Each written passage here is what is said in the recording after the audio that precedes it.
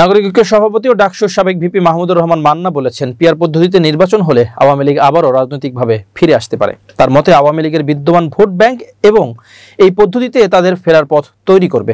জামাত যে পিআর পদ্ধতিতে নির্বাচন চাচ্ছে তার রাজনৈতিক ভুল বলে মনে করেন মান্না। বুধবার 16 সেপ্টেম্বর রাতে একটি বেসরকারি টেলিভিশনের টকশোতে তিনি এসব কথা বলেন। মান্না বলেন, জামাত ইসলামী আন্দোলনের কর্মসূচি ঘোষণা করেছে, তাও 3 দিনের বিক্ষোভের কর্মসূচি। আমার একদম প্রথম প্রশ্ন, দাবি একটা করা যেতে পারে, এই দাবিতে বিক্ষোভ কার বিরুদ্ধে, কার কাছে দাবি?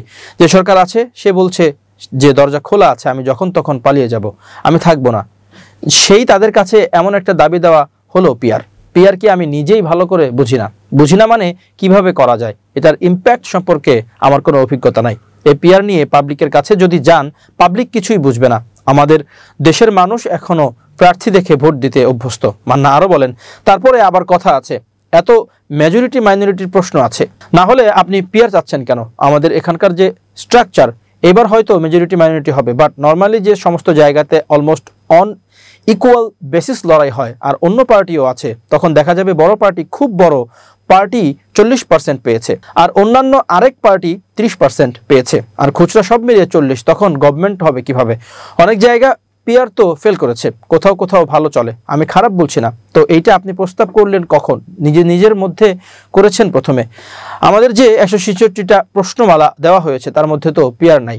যে সমস্ত দল পিআর নিয়ে এখন বলছে এত সিরিয়াস, তাদের মূল দাবির মধ্যে তো পিআর ছিল না। পিআরের আওয়ামী লীগ ফিরে আসবে উল্লেখ করে মান্না বলেন, যেমন ধরেন আমরা কিন্তু পিআরের পক্ষে ছিলাম, যখন দেখি যে আওয়ামী লীগ ভোট করতে পারে তো পিআরের আওয়ামী লীগের কাছে তো আমরা কিছুই না। দল ক্ষমতাচ্যুত হয়েছে বটে, কিন্তু ভোট যদি তাদের এভারেজ ধরেন 35% থাকে, কমে গেলে 20%ই হলো, তাও তো ওই অপোজিশনে বসে সেই আসলো।